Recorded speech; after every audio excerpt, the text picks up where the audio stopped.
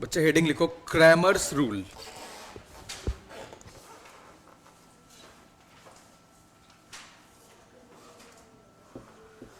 Cramer's rule.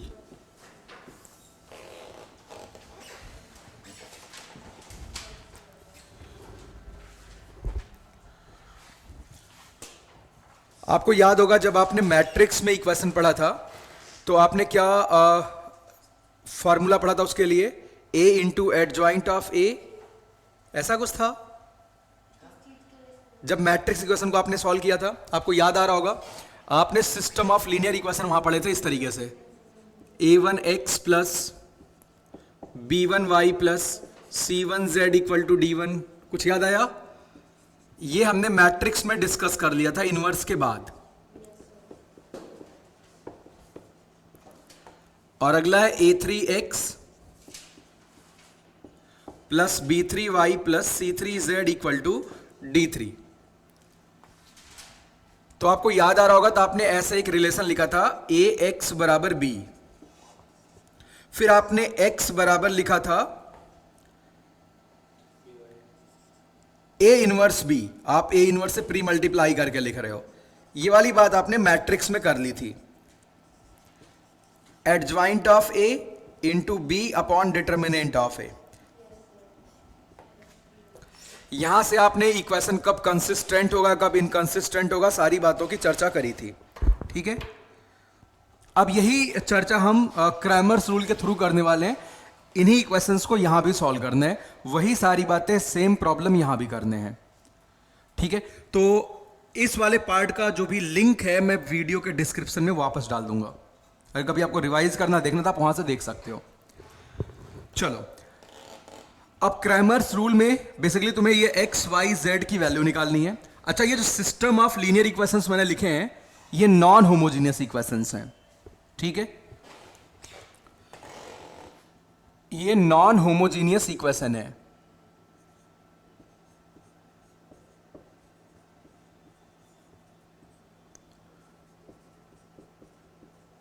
ऐसे यहां पे हाइफन नहीं होता है बट ठीक है, ये नॉन होमोजीनियस इक्वेशंस हैं।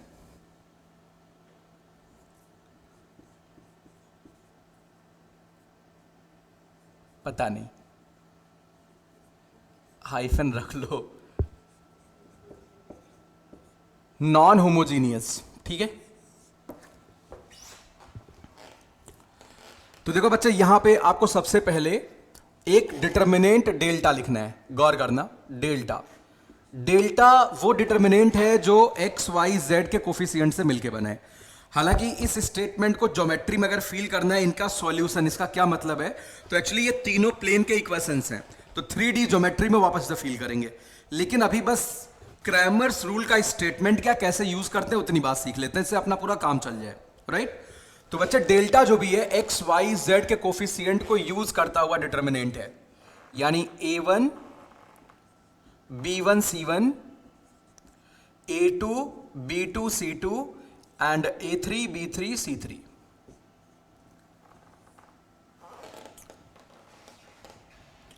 इसके बाद डेल्टा वन, जब आप बच्चे डेल्टा वन निकालेंगे, गौर करना, तो आप इसको यहां पे x के कोफिशिएंट की जगह पे d1 d2 d3 पुट करेंगे, राइट। बाकी सब सेम रहने वाला है।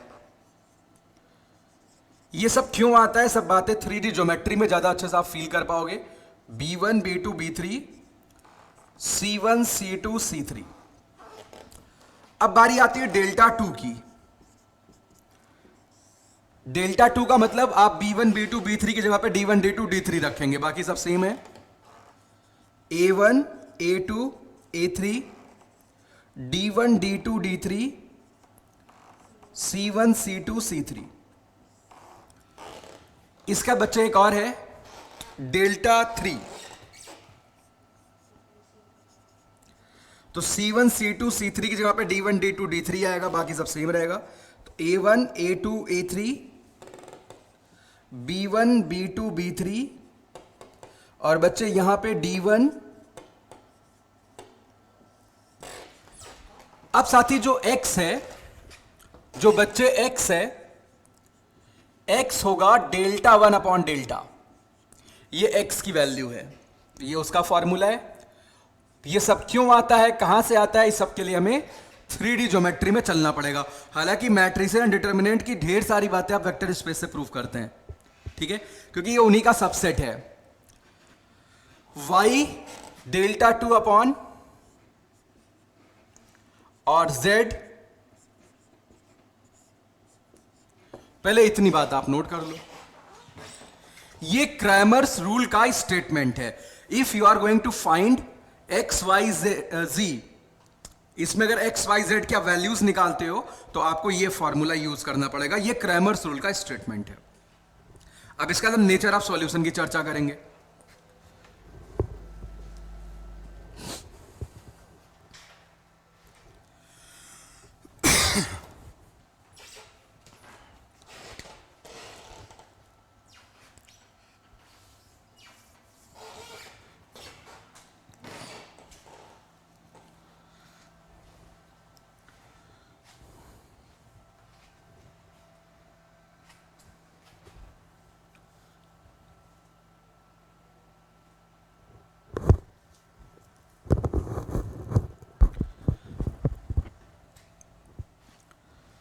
इतनी बातें नोट हो गई भाई।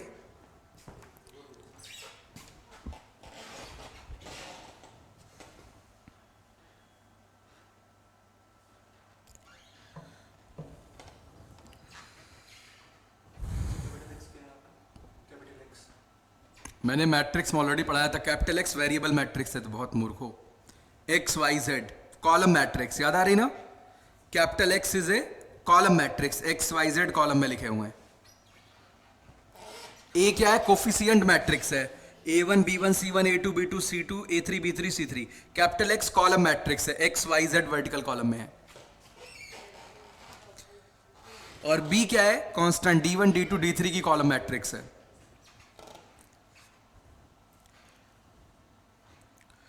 मतलब वो वाली बात आपने पहले मैट्रिक्स में कर रखी है, अब ये बात हम डिटरमिनेंट में अलग तरीके से कर रहे हैं।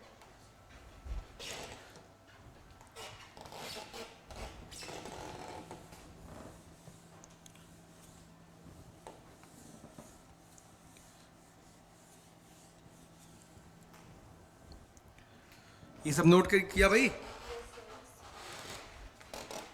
रब करूं साथी। अब देखो इसके बाद बच्चे आते हैं नेचर ऑफ सॉल्यूशन पे।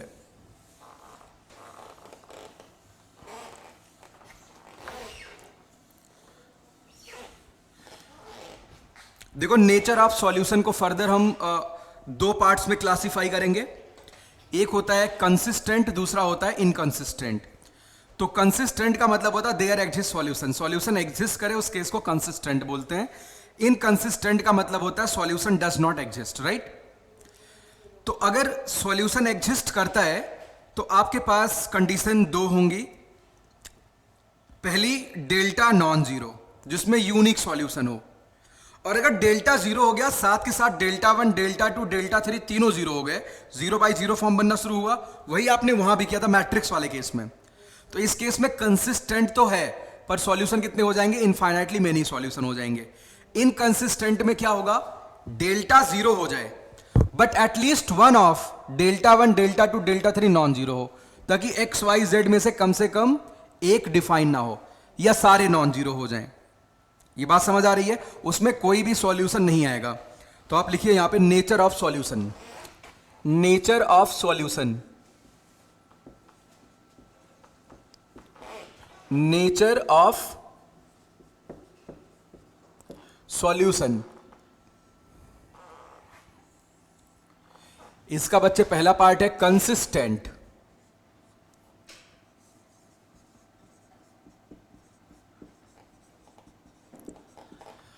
और इसका दूसरा पहलू, दूसरी बात इसकी है इनकंसिस्टेंट। हालांकि 3D ज्योमेट्री में इसका बहुत ही बढ़िया सिग्निफिकेंस होता है, बट ठीक है अभी हमें याद रखना है।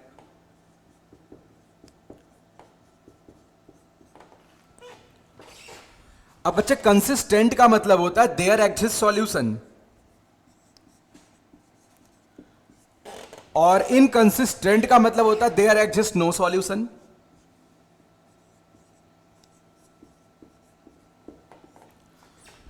अब देयर एग्जिस्ट सॉल्यूशन में फर्दर दो बातें आएंगी।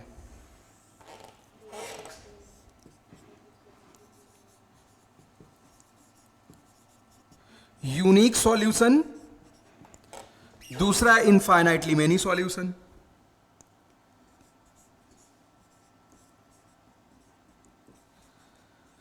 Infinite solution. बच्चे यूनिक सॉल्यूशन में क्या होगा, केवल एक बात, delta is not equal to zero, बाकी से कोई मतलब ही नहीं।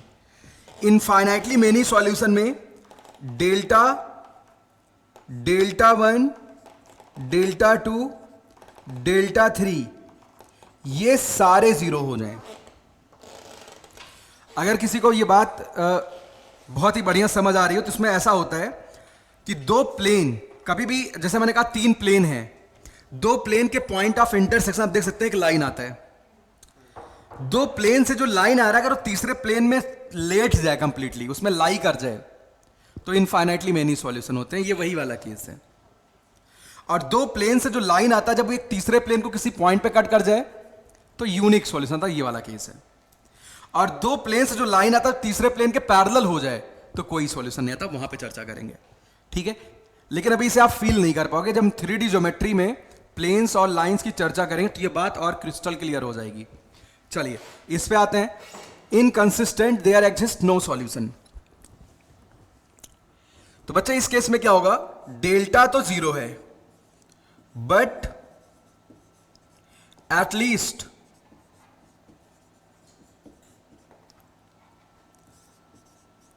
One of delta 1 is non zero.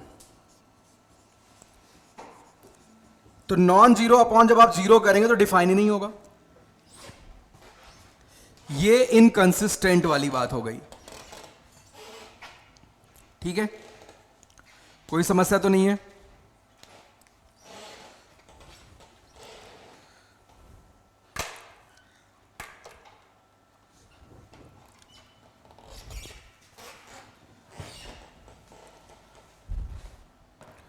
तो लगे हाथ हम होमोजीनियस वाला केस भी कर लेते हैं और फिर एक साथ मिक्स क्वेश्चंस करते हैं इनके, ठीक है।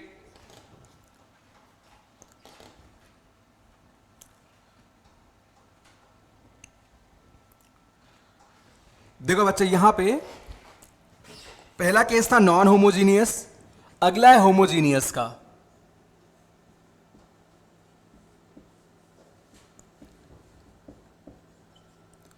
होमोजीनियस में ये होने वाला है a1x plus b1y plus c1z 0,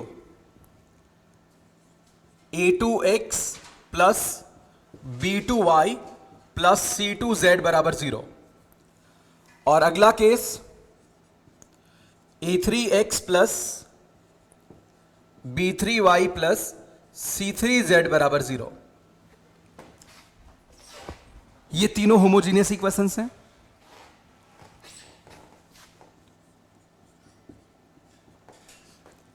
formula अभी भी सेम है, चॉइस की कोई जरूरत नहीं है। मतलब x y z निकालने का फॉर्मूला बच्चे अभी भी सेम है, बट आपको यह बात यहां पे बिल्कुल क्रिस्टल क्लियर वे में पता चल गई कि जो डेल्टा 1, डेल्टा 2 और डेल्टा 3 इस केस में आएंगे वो तो जीरो होंगे। ऐसा क्यों होगा, क्योंकि d1 d2 d3 जीरो है। डेल्टा 1 डेल्टा 2 डेल्टा 3 में हर एक कॉलम में d1 d2 d3 आ रहे। ये बात समझ आ रही है। तो डेल्टा 1 डेल्टा 2 डेल्टा 3 तो जीरो हो गया। अब पूरी बात डेल्टा पे निर्भर करेगी, क्योंकि आपको यह पता है x क्या होता है, delta 1 upon delta, y delta 2 upon delta, और बच्चे z होता है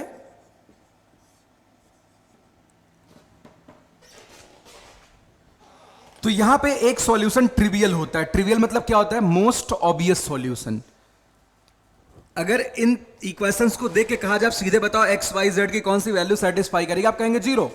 एक्स वाई जेड सबको जीरो कर दो, सेटिस्फाई कर रहा है। तो एक्स वाई जेड की वैल्यू जीरो कब होगी, डेल्टा 1 डेल्टा 2 डेल्टा 3 जीरो है। अगर डेल्टा नॉन जीरो हो जाए, डेल्टा क्या हो जाए तो 0 अपॉन नॉन जीरो हमेशा 0 रहेगा।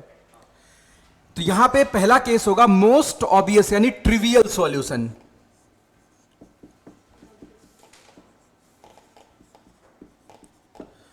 तो बच्चे ट्रिवियल सॉल्यूशन में डेल्टा नॉन जीरो होगा, यानी जो आपका ऑब्वियस सॉल्यूशन है that is X Y Z equal to 0।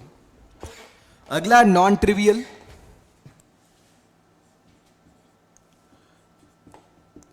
Non trivial में भी सॉल्यूशन आएंगे लेकिन वो ऑब्वियस नहीं होंगे, यानी इस केस में क्योंकि डेल्टा 1 डेल्टा 2 डेल्टा 3 तो 0 ही है, यानी इस केस में भी सॉल्यूशन आएंगे लेकिन ये इनफाइनाइटली मेनी सॉल्यूशन वाला केस हो गया। तो आप यहां क्या कहेंगे system of linear equations are non trivially consistent. Homogeneous में हमेशा कंसिस्टेंट होंगे, चाहे ट्रिवियल हो चाहे नॉन ट्रिवियल, लेकिन यहां पे यूनिक सॉल्यूशन होगा, इसको बोलते हैं trivially consistent and have unique solution.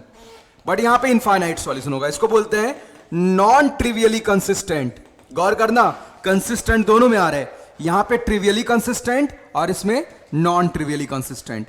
इसमें इनफाइनाइट सॉल्यूशन, इसमें यूनिक सॉल्यूशन। तो इसको ऐसे भी लिख सकते हो नॉन ट्रिवियली कंसिस्टेंट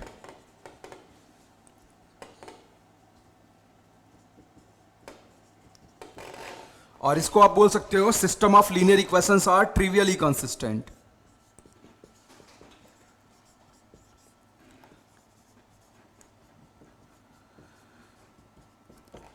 इसमें यूनिक और इसमें इनफाइनाइटली मेनी सॉल्यूशंस होंगे। ये बात समझ आ गई?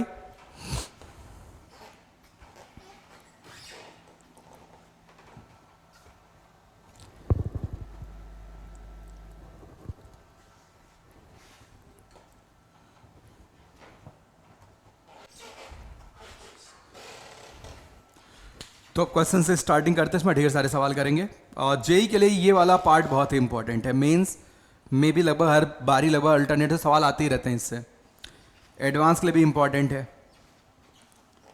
तो रब कर दूं मैं?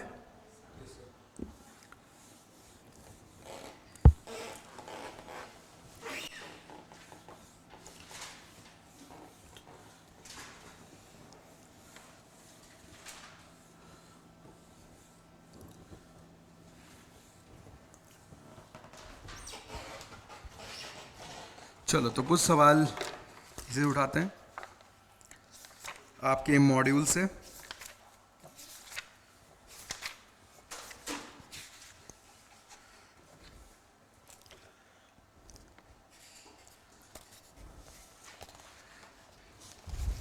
लिखो if system of equations x plus Y plus z equal to 2x plus y minus z equal to 3 and 3x plus 2y plus k z equal to 4 has unique solution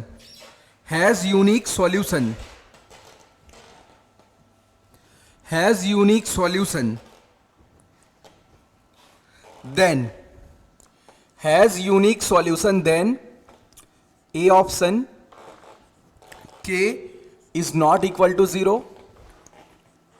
B option k belongs to interval -1 to +1, C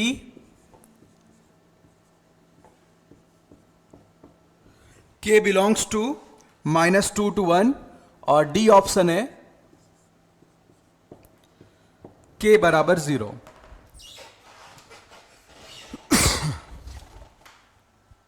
बोलो बच्चे, यहां पे आपसे क्या कहा गया है? Unique solution. Unique solution में क्या था? Delta is not equal to, consistent में यूनिक जब आप गए थे डेल्टा नॉन जीरो था। चलो भाई यहां पे delta is not equal to 0,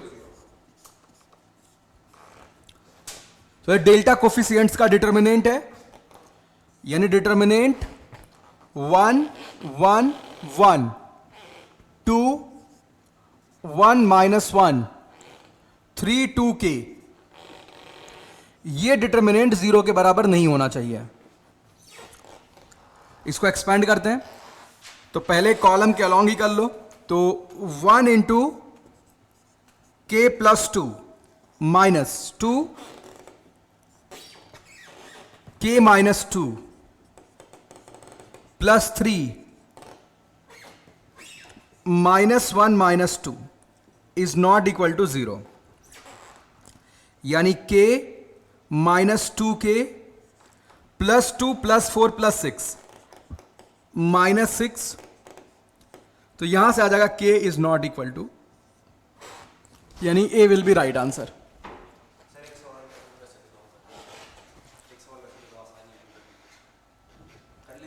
नहीं कर लो, मैं भी सवाल बहुत सारे दूंगा।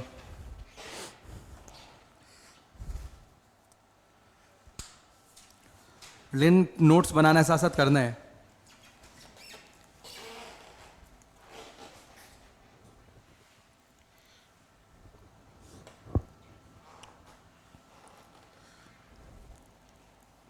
क्योंकि अगर आपको स्टेटमेंट याद है, इसमें कोई दिमाग ही नहीं लगाना है, तो सीधे सवाल बनते हैं यहां पे। सब 2 ही है, वो ऐसे ही लग रहा है तुम्हें देखने में, वो जर्मन थोड़ा लिखा मैंने। क्यों बिंदु दीदी बताओ, जर्मन लग रहा है क्या, या हरियाणवी लग रहा है? वैसे हरियाणवी कोई लैंग्वेज होती ही नहीं है। नहीं, जो अपने इंडिया के 22 या 3 जो भी लैंग्वेजेस हैं, उनमें हरियाणवी कोई इसकी राइटिंग नहीं होती। हरियाणवी लैंग्वेज की पंजाबी लैंग्वेज है, आधिकारिक भाषा है। हरियाणवी तो मिक्स है, आधा राजस्थानी आधा पंजाबी कल्चर मिक्स कर दिया।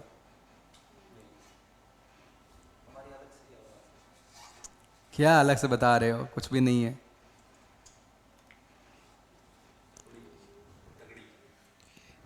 चौटाला गैंग के लोग हो तुम लोग। रब कर दूं इसे।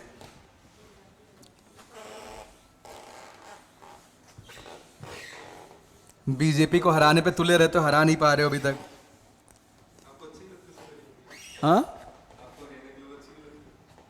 नहीं यार, क्यों नहीं अच्छे लगते हैं? तुम मुझे अच्छे लगते नहीं, तुम हरियाणा के तो।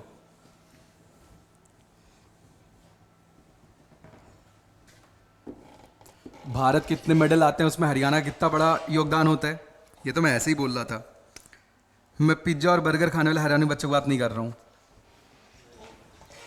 देसी हरियाणवी बच्चों की बात कर रहा हूं। लिखो, if X Y Z are not all simultaneously equal to 0, simultaneous, if X Y Z are not all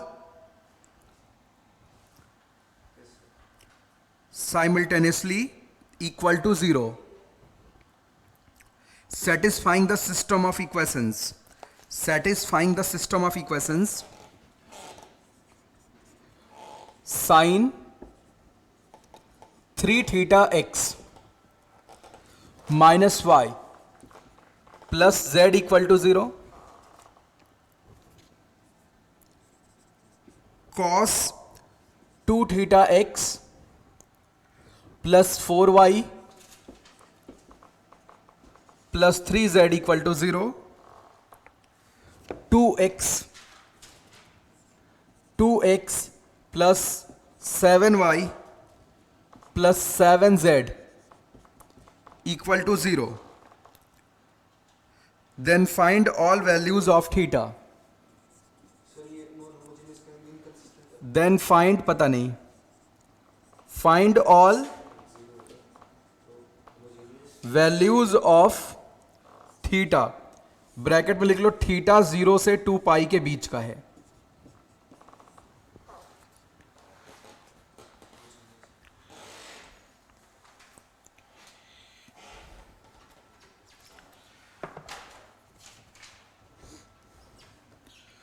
अच्छा, इस लाइन का क्या अर्थ है? X Y Z all are not simultaneously equal to 0। इसका क्या मतलब है? कि सारे जीरो के बराबर नहीं, इसका मतलब ट्रिवियल वाली बात तो नहीं है। कौन सी बात होगी इसमें? नॉन ट्रिवियल, यानी डेल्टा को जीरो होना पड़ेगा। तो आप कुल मिला के डेल्टा को जीरो कर दो, समझ गए ना?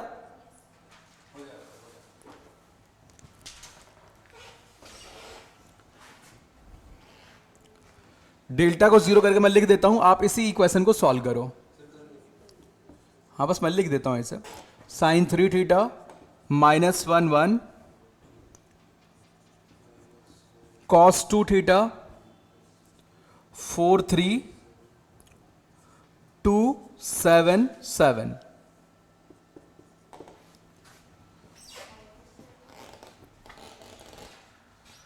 ठीक है, जल्दी जल्दी करो भाई।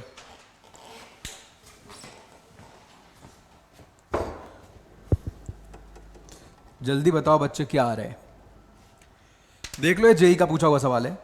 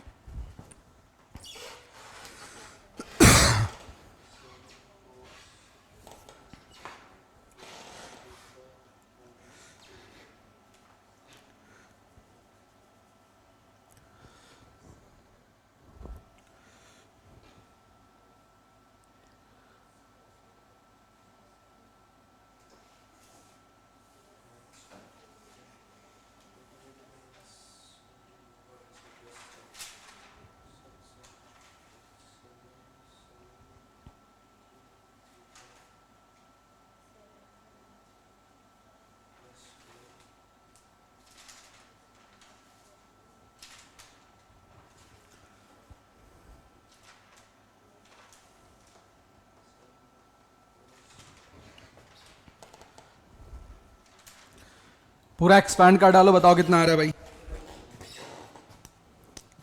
बच्चे देखो, आप घर पे करना, इतना समय नहीं है, आप एक्सपैंड करना। Sine 3 theta plus 2 cos 2 theta, क्या रहा दीदी आगे? सब कॉमन वगैरह निकाल लो, बताओ कितना आ रहा है? -2, बिल्कुल सही बात है, इक्वल टू 0। ठीक है, अब देखो यहां पे साइन 3 थीटा, आप इसको एक्सपैंड कर दो, तो बच्चे ये लिखा हुआ है 3 sine theta -4 sine cube theta. यहां से -2 बाहर निकालो, 1 माइनस cos 2 थीटा कितना होता है? 2 साइन स्क्वायर थीटा बराबर 0। यानी ये ऐसा इक्वेशन बनेगा 4 sine cube theta plus 4 sine square theta -3 sine theta बराबर 0। तो एक तो यहां से साइन थीटा कॉमन आ रहा है, आप कॉमन निकाल लो साइन थीटा को। 4 sine square theta plus 4 sine theta -3 बराबर 0 आ जाएगा। तो बच्चे एक तो मिल गया साइन थीटा बराबर 0, लेकिन थीटा बाउंडेड है 0 से 2 पाई के बीच में। बताओ बच्चे, अगर साइन थीटा बराबर 0, थीटा क्या होता है? n पाई। क्या होता है? n पाई।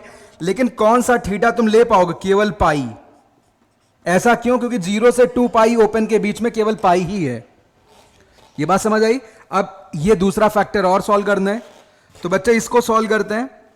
4 sine square theta plus 6 sine theta -2 sine theta -3 बराबर 0। फैक्टराइज कर लो आप यहां से, तो 2 साइन थीटा बचा बच्चे 2 साइन थीटा प्लस 3, -1 कॉमन आया, 2 साइन थीटा प्लस 3। यानी साइन थीटा की वैल्यू 1/2 आएगी या फिर -3/2 आएगी। बट आपको पता है साइन थीटा कभी -3/2 के इक्वल नहीं हो सकता है भाई। साइन थीटा की वैल्यू -1 से +1 के बीच में होती है, तो साइन थीटा आप 1/2 ही ले सकते हैं। यानी एक ही पॉसिबल सॉल्यूशन आया बच्चे, साइन थीटा 1/2 हो जाए। अच्छा साइन थीटा 1/2 का मतलब बच्चे थीटा क्या क्या हो सकता है, 30 डिग्री π/6 या फिर 5 π/6, दो पॉसिबिलिटी आई। तो आपके पास जो सॉल्यूशन है उसमें तीन वैल्यू आई, π/6 5 π/6, समझ आया। तो 0 से 2 पाई में तीन पॉसिबिलिटी हैं, π/6 पाई 5 π/6, नोट कर लो फटाफट, फिर हम आगे बढ़ने वाले हैं।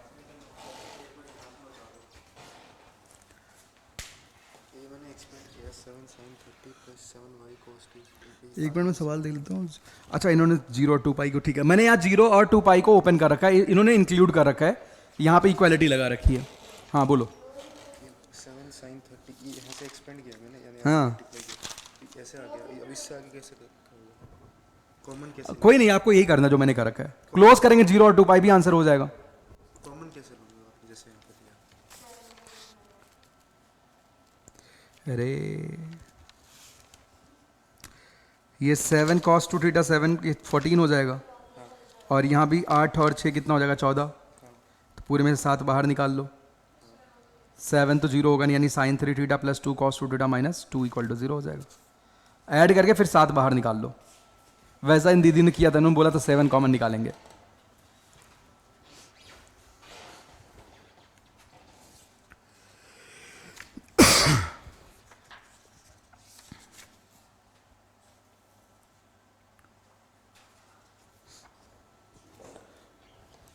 ये पूरी बात अच्छे से समझ आ गई कि कंफ्यूजन हो रहा है। सर मैंने वो देखा था, यानी ब्लूप्रिंट देखा था जेईई मेंस का, उसमें ट्रिग्नोमेट्री से एक भी सवाल नहीं आता, पर इसमें बाकी चैप्टर्स में ट्रिग्नोमेट्री भरी हुई है। तो फिर क्या कर सकते हो,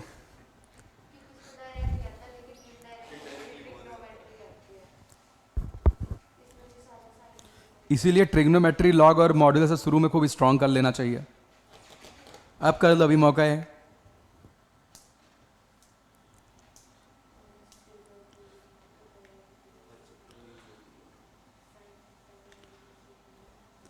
जैसे होता नहीं कि जब बीजेपी प्रचार प्रसार करते तो गांव गांव में क्यों जाती है, बाद में पता है कि वोट वहीं से मिलने वाला है, बाद में सांसद आता है उधर से संसद भवन में, बट वो सांसद अपने एरिया के सारे लोगों को रिप्रेजेंट करता है।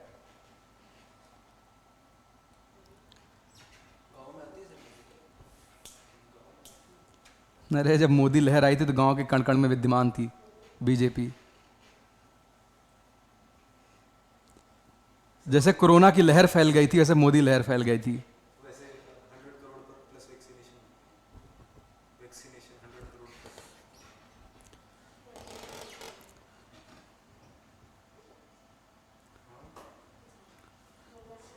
चलो भाई अगला सवाल लिखो। अब देखो जो नेक्स्ट प्रॉब्लम है उसमें आप फंस सकते हो कुछ रीजंस की वजह से, अगर कोई ध्यान से सवाल पढ़ेगा तुरंत कर देगा। तो लिखो, if the system of equations x plus lambda Y plus 1 = 0,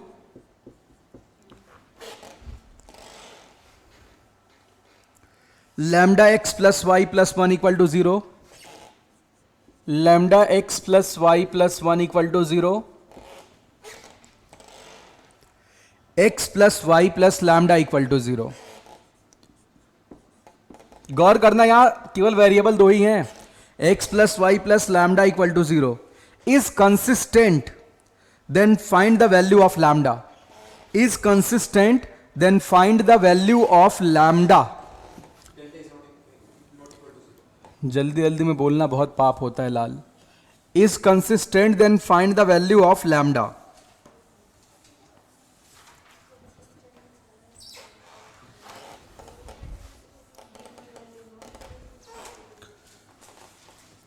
अच्छा ये तीनों क्या दी गई हैं, लाइंस हैं। अच्छा तीन लाइंस के कंसिस्टेंसी की बात हो रही है, तो बच्चे देखो अगर दो लाइन का पॉइंट ऑफ इंटरसेक्शन कुछ आया, तीनों कंसिस्टेंट तभी होंगे तीसरी लाइन यहीं से पास कर जाए, बोलो हाँ या ना। यानी दो लाइन का जो पॉइंट ऑफ इंटरसेक्शन है तीसरी लाइन को अगर सेटिस्फाई कर जाए तब आप कह पाएंगे तीनों लाइंस कंसिस्टेंट हैं, तभी तो सॉल्यूशन आएगा ना। किसी को दिक्कत तो नहीं है। तो बच्चे अगर आपके पास 3 लाइंस दे रखी हैं, a1x plus b1y plus c1 बराबर 0, a2x प्लस और a3x plus b3y plus c3 बराबर 0। अगर आप तीनों लाइन को कंसिस्टेंट करते हैं, इसका मतलब दो का पॉइंट ऑफ इंटरसेक्शन निकालो, तीसरे में पुट कर दो, सेटिस्फाई करना चाहिए। तो तीसरे में पुट करने के बाद कुछ ऐसा बन जाता है, यही बात आप याद रखेंगे। a1 b1 c1, a2 b2 c2, a3 b3 c3, इसका डिटर्मिनेंट 0 होना चाहिए। समझ गए? इसका डिटर्मिनेंट क्या होना चाहिए? 0। ये डिटर्मिनेंट क्या बतला रहा है कि दो का पॉइंट ऑफ इंटरसेक्शन तीसरे में पुट करोगे, जो a1 a2 b1 b2 c1 c2 सब में रिलेशन आएगा, वो इसी डिटर्मिनेंट को खोलने पे मिलेगा। दोनों बराबर ही होते हैं, ये याद रखना आपके लिए आसान है। ठीक है, कोई दिक्कत तो नहीं किसी को? तो यहां पे आप क्या करेंगे, आपके पास दो चॉइस है, या तो आप पहले दो इक्वेशन से x और y की value in term of lambda solve कर लो, तीसरे में पुट कर दो, या फिर आप सीधे कोफिशिएंट्स का डिटर्मिनेंट 0 कर दो। ध्यान रहे, ये जो आपने दोनों केसेस पढ़े थे उनसे अलग है, वहां पे प्लेन्स की बात हुई थी।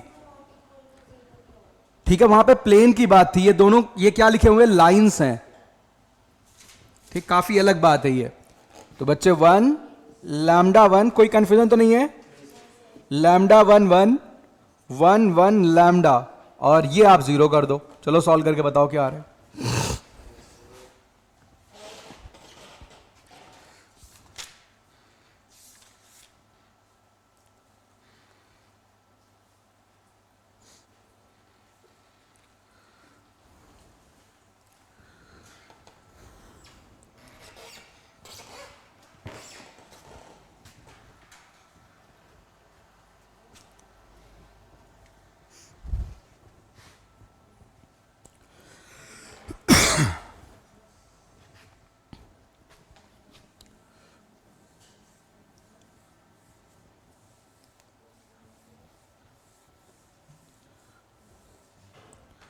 जल्दी जल्दी एक्सपेंड करके बता दो। Minus lambda cube plus 3 lambda minus 2, minus lambda cube plus 3 lambda minus. चलो पहले कॉलम के लॉन्ग एक्सपेंड करके देखते हैं।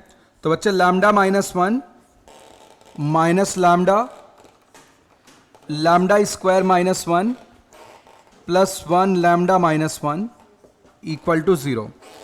यानी यहां पे आएगा lambda minus 1 minus lambda cube plus lambda minus 1 equal to 0।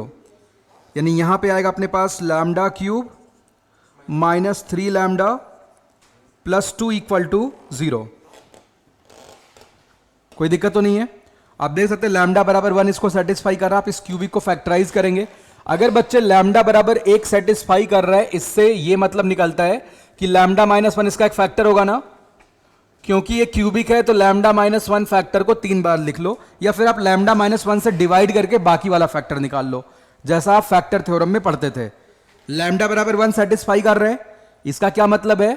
Lambda minus 1 इसका एक कॉमन फैक्टर होगा। तो मैं फैक्टराइज करने का एक और मेथड यहां लिख रहा हूं। आप लैम्डा माइनस 1 को 3 बार लिख लो, क्योंकि 3 डिग्री का है। 4 का था 4 बार लिखते, 5 का था 5 बार लिखते, ऐसे लिख लो। अब देखो यहां बाहर किससे मल्टीप्लाई करेंगे तो लैम्डा क्यूब मिलेगा, लैम्डा स्क्वायर से। लैम्डा क्यूब मिल गया, साथ साथ माइनस लैम्डा स्क्वायर आ गया, लेकिन यहां पे लैम्डा स्क्वायर का टर्म ही नहीं है, तो माइनस लैम्डा स्क्वायर को भगाना है, तो यहां पे मैंने प्लस लैम्डा से मल्टीप्लाई कर दिया। अब माइनस लैम्डा मिल गया, तुम्हें कितना चाहिए? Minus 3 lambda. तो बच्चे यहां पे माइनस 2 से मल्टीप्लाई कर दिया, बराबर 0। देखो भाई लैम्डा माइनस 1 आ गया कॉमन, और दूसरा ये फैक्टर बन गया lambda square plus lambda minus 2 बराबर 0। अब इसको फैक्टराइज कर लो। पूरी बात समझ आ रही जी? Lambda minus 2 lambda plus 1, I think यही होगा, लैम्डा प्लस 2, यानी लैम्डा माइनस 1 का होल स्क्वायर लैम्डा प्लस 2 बराबर 0। तो बच्चे लैम्डा की वैल्यू 1 होगी या फिर माइनस 2, राइट? ये सॉल्यूशन हो गया। कोई दिक्कत तो नहीं किसी को? तो नेक्स्ट प्रॉब्लम, एक और क्वेश्चन इस पे लिख लेते हैं।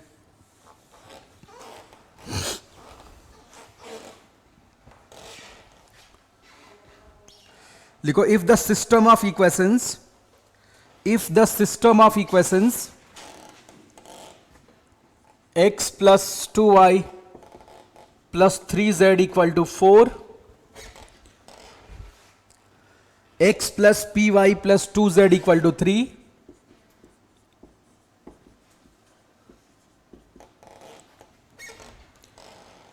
mu x plus 4y plus z equal to 3, mu x plus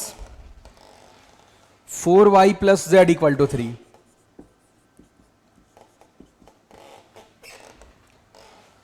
has an infinite number of solutions, has an infinite number of solutions,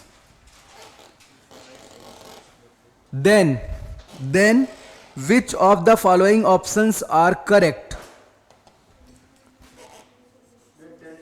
Then which of the following options are correct? P equal to 2, mu equal to 3,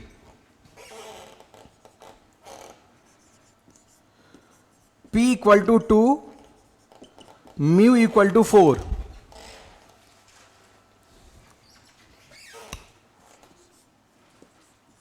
P equal to 2 by 3,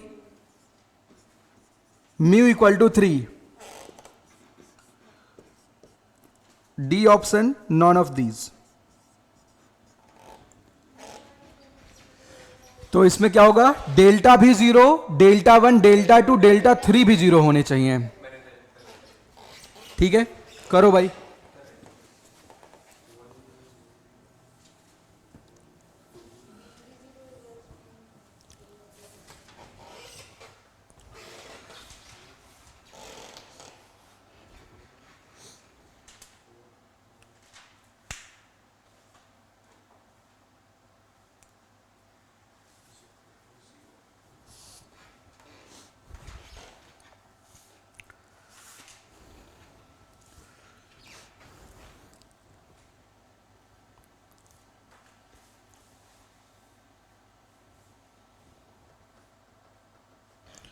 जल्दी करो साथी, जल्दी करो आप लोग.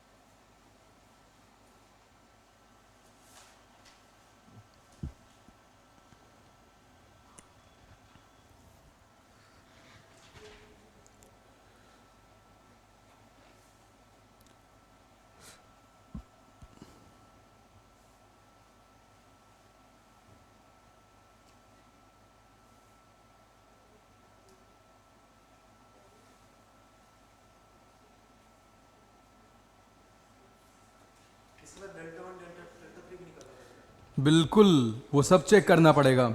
या तो आप क्रॉस चेक कर लो. देखो सबसे पहले डेल्टा लिख लो. रुक जाओ, देखो आप एग्जाम में कैसे वेरीफाई करेंगे, गौर करना बच्चे. 1 2 3 1 P 2 म्यू 4 1. अब इसको 0 कर रहे हो. बताओ यहां से क्या आ रहा साथी रिलेशन?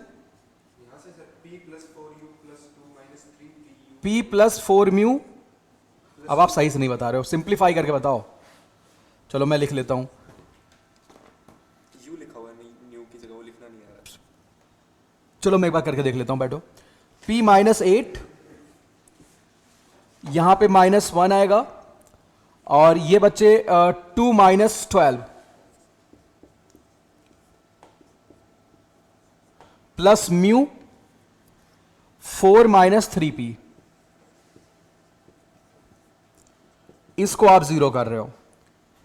तो बच्चे यहां से आएगा P, ये 2 माइनस 12 माइनस 10 और माइनस यहां प्लस हो जाएगा, तो p प्लस 2 बनेगा plus 4 mu minus 3 p mu बराबर 0। ये एक रिलेशन है, गौर करना। पहले ही आप चेक कर लो कि p और म्यू की कौन सी वैल्यू सेटिस्फाई कर रही चारों ऑप्शन में। 2 और 3 पुट करके देखो, p की वैल्यू 2 और म्यू की वैल्यू 3। गौर करो बच्चे, तो पहले तो ये बात तो सेटिस्फाई, ये नेसेसरी कंडीशन है। डेल्टा 1 डेल्टा 2 डेल्टा 3 को बाद में चेक करने जाएंगे, पहले देख लेते हैं इसको कौन सेटिस्फाई कर रहे हैं। मेरी बात समझ आ रही है? तो बच्चे यहां पे 2 और 3 पुट करते हैं। 2 पुट किया तो 4, 3 पुट किया तो 12 और 4 18, 18 सेटिस्फाई कर गया, अच्छी बात है। p बराबर 2 और म्यू बराबर 3 सेटिस्फाई कर गया। 2 4 की बात करते तो नहीं करेगा ऑफ कोर्स। अब डाउट ये आंसर होगा कि नहीं होगा चेक करना है। अगर डेल्टा 1 डेल्टा 2 डेल्टा 3 भी 0 हो जाए तो बात बन जाएगी। मेरी बात समझ आ रही है? चलो डेल्टा 1 निकालते हैं, डेल्टा 1 निकालते हैं बच्चे। तो डेल्टा 1 में ये म्यू जाएगा यहां पे 4 3 3 आ जाएगा, बोलो हां या ना। 2p4 3 2 1। इंटरेस्टिंग बात क्या है, डेल्टा 1 डेल्टा 2 डेल्टा 3 तीनों चेक करना पड़ेगा। तो खैर ये बच्चे p माइनस 8 होगा। ये ऐसे सवाल मैट्रिक्स वाले से ज्यादा आसान हो जाते हैं। क्या आया? बाकी लोग भाई देख लो, अभी मैं खुद ही करना चाहूंगा। -3, मुझे आप लोग कैलकुलेशन भरोसा नहीं है। तो बच्चे 2 माइनस 12 प्लस 3 4 माइनस 3p। तो यहां पे 4p आया और वहां से -9p, तो -5p आएगा। -32 प्लस 30 -2 -2 और यहां पे कितना आ रहा है +12 यानी +10। कैसे पता? p 2 आ गया, p तो 2 मिल गया, ठीक है।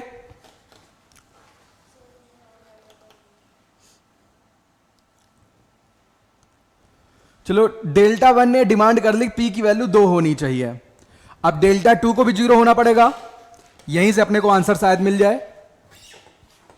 वैसे p की वैल्यू 2 पुट करके यहीं से म्यू निकालो, देखो कितनी आ रही है। p 2 पुट करो। अभी मैं डेल्टा 2 चेक करने जा रहा हूं, p की वैल्यू यहां पुट करो तो बच्चे कितना आएगा 4 plus 4 mu -6p -6 mu, sorry कोई दिक्कत तो नहीं है। तो म्यू की वैल्यू भी 2 आ गई, जो कि हो ही नहीं सकता, किसी भी पार्ट में नहीं है। तो नॉन ऑफ दीज की तरफ बढ़ जाएंगे यहीं से। भाई पी गलत किया है, क्या गलती किया है? सभी लोग चेक करो। देखो 4p है बच्चे और वहां पे कितना -9p, 4 -9 कितना होगा -5। बट p की वैल्यू 2 पुट करने में म्यू की वैल्यू 2 आ रही है। चलो एक और, अब मैं डेल्टा 2 चेक कर लेता हूं। बच्चे डेल्टा 2 में क्या होगा 1 1 म्यू, ये तो रहेगा ही। यहां पे 4 3 3 आ जाएगा। जो आपने म्यू यहां से निकाला वही म्यू यहां भी आना चाहिए। चलिए भाई आगे क्या आएगा 3 2 1, ये तो रहेगा ही बराबर 0। चलो बच्चे इसको एक्सपेंड करके बताओ मैं क्या कहना चाह रहा हूं, ये बात समझ आ रही है? आपने डेल्टा 1 को 0 किया, वहां से p 2 आया, p 2 को आपने वहां पुट किया तो म्यू की वैल्यू 2 आ गई। अब मेरा कहना जब आप डेल्टा 2 को 0 कर रहे हो तो यहां से भी म्यू की वैल्यू 2 ही आनी चाहिए, तभी ये वैल्यू आप एडमिट करेंगे। चलिए इसे एक्सपेंड करिए। तो 1 ये बिल्कुल सब्जेक्टिव अप्रोच हो गया। 3 -6 -1 4 -9 प्लस म्यू 8 -9। आप लोगों की वजह से मुझे इतना कैलकुलेशन करना पड़ा मुझे, क्योंकि आपके ऊपर भरोसा नहीं है। यहां पे -3 + 5 आ रहे हैं, तो बच्चे म्यू की वैल्यू कितनी आ गई 2। ये भी बात सही है।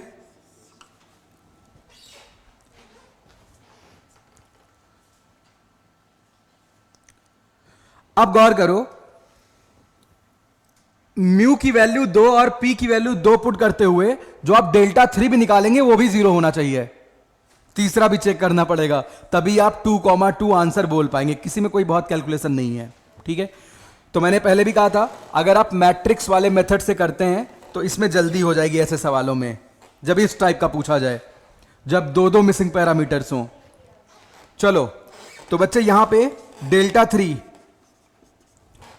देखो भाई, यहां पे क्या आएगा, 1 म्यू की वैल्यू 2 है, 2 पी की वैल्यू 2 है, और यहां D1 D2 D3 आएगा, 4 3 3। देखो बच्चे क्या है, 0 हो रहा है, बिल्कुल हो रहा है, क्योंकि 2 अगर आप कॉमन निकालते हैं सेकंड कॉलम में से, गौर करो, तो 2 कॉलम आइडेंटिकल हो जाएंगे। समझ आ रहे? अगर आप बच्चे यहां से 2 कॉमन निकालते हैं डिटर्मिनेंट के, 2 कॉलम आइडेंटिकल हो जाएंगे।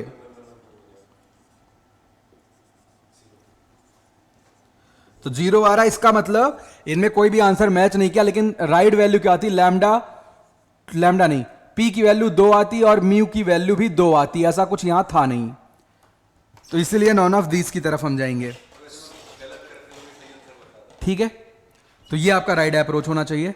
तो आज के लिए इतने रखते हैं, आप सवाल करना। कल की क्लास में मैं कुछ एडवांस प्रॉब्लम्स करवाते हुए, या आप पहले कर लो, इसमें कुछ बातें और हैं जो डिफरेंशिएशन एंड इंटीग्रेशन की बातें, वो 15-20 मिनट में फिनिश हो जाएंगी, फिर हम कोऑर्डिनेट ज्योमेट्री स्टार्ट करेंगे। या कल का विंडो दे देता हूं आपको, कल हम केवल प्रैक्टिस करेंगे डिटर्मिनेंट के एडवांस प्रॉब्लम्स, और प्लस इसमें इंटीग्रेशन और डिफरेंशिएशन के क्वेश्चंस करेंगे, और फिर अगली क्लास से हम कोऑर्डिनेट ज्योमेट्री स्टार्ट करेंगे।